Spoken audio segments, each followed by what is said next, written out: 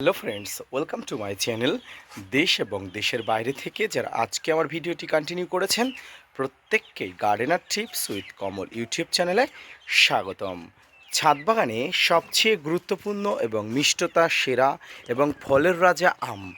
এই আম গাছের যেমন প্রচুর পরিমাণ দেখভাল করতে হয়, ঠিক তেমনি গাছের অনেক গুরুত্বপূর্ণ পরিচর্যা সিজনালভাবে করতে হয়। বারোমাসি এবং সিজনাল বিভিন্ন ধরনের আম গাছের চারা বর্তমানে আমাদের ছাদ বাগানে কম বেশি দুটো একটা করে কালেক্ট আছে। তো সেই সব আম গাছগুলোতে কখন কোন খাবার দিতে হবে, কোন সময় কি খাবার দেবেন, কোন খাবার দিলে গাছ স্ট্রেচ মুক্ত হবে, কোন খাবার দিলে গাছ স্বাস্থ্যবান হবে, এটাই আমরা অনেকে জানি না, আর ভুল হয়ে যায় সেখানেই। গাছগুলোকে সুস্বাস্থ্যের জন্য প্রয়োজন উপযুক্ত পরিমাণ ম্যাক্রো এবং মাইক্রোনিউট্রিয়েন্ট ঘটিত খাবার, যে খাবারগুলো গাছকে বাঁচিয়ে রাখার জন্য বা বেঁচে থাকার জন্য সব ধরনের উপকরণ প্রয়োজন। সব ধরনের উপকরণ যে খাবারের মধ্যে গুরুত্বপূর্ণভাবে আসীন আছে। তো আজকের ভিডিওর আলোচনার বিষয়বস্তু হলো আম গাছ। সেই আম গাছের গুরুত্বপূর্ণ খাবার, যে খাবার আমরা সাধারণত সচরাচর দিয়ে থাকি, এর মধ্যে অনেক ভুল হয়ে থাকে, তার জন্য পাতা পোড়াজনিত সমস্যা হয়ে থাকে। তো কি এমন খাবার তৈরি করলে ছাদ বাগানে আম গাছের পাতা পোড়াজনিত সমস্যা হবে না এবং গাছগুলো তরতর করে শাখা পোশাখা নিয়ে বেরিয়ে পড়বে? আসুন আজকের ভিডিও থেকে বিস্তারিত আলোচনা করব। ভিডিওটি না স্কিপ করে কন্টিনিউ করুন।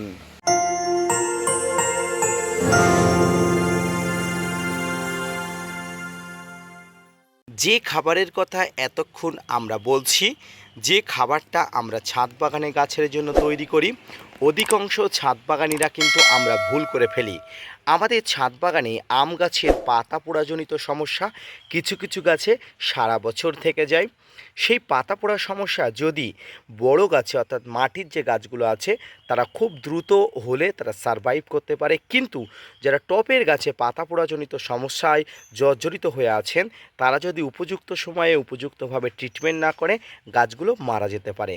আর এই পাতা পোড়া সমস্যা মূলত শুরু হয় শিকড় থেকে।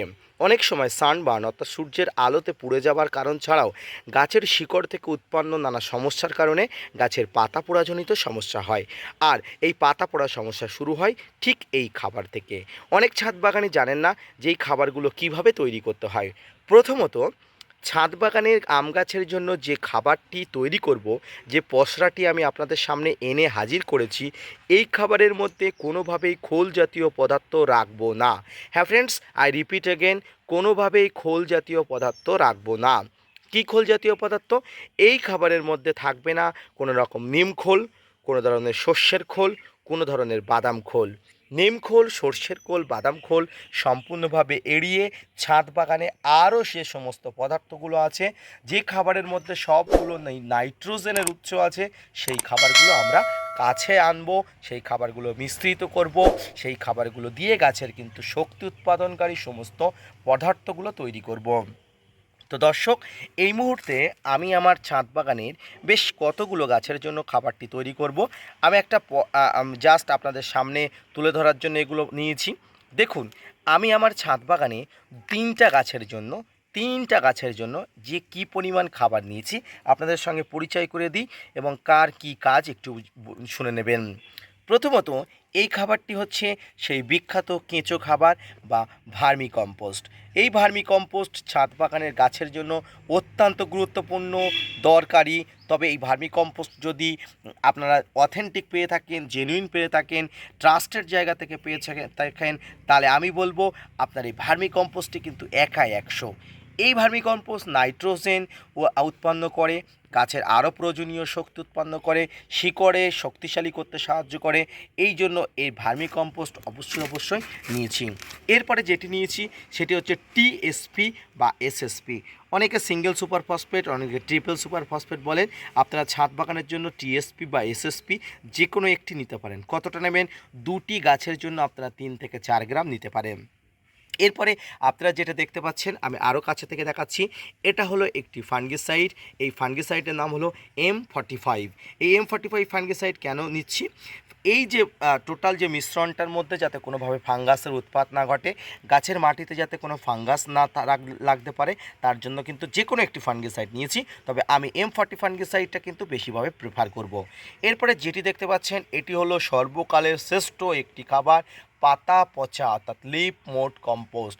যত পরিমাণ ছাদ বাগানের খাবার আছে তার মধ্যে সবচেয়ে দামি, সবচেয়ে উপকারী, গাছের স্বাস্থ্য ভালো রাখার জন্য, নাইট্রোজেন সোর্স পাওয়ার জন্য বেস্ট খাবার হলো এই লিফ মোড কম্পোস্ট, পাতা পচা সার। এই পাতা পচা খাবার নিয়েছি আমি 1 পুষ্টি পরিমাণ।